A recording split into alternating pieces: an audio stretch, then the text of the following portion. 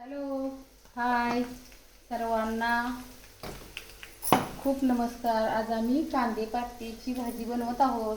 त्यासाठी मी एक छोटासा कांदा चिरून घेतलेला आहे आणि 4 मिरच्या त्यामध्ये टाकलेत आणि अशी भाजी बघताय तुम्ही.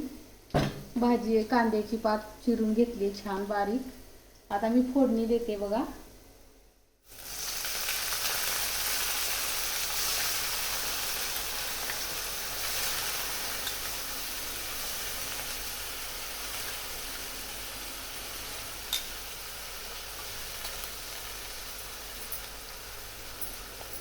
थोडेसे शेंगदाण्याचा कूट टाकायचा.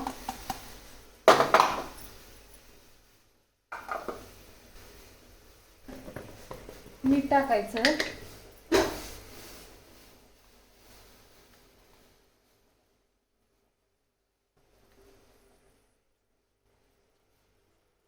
अर्धा चमचा मीठ पुरेसे होते.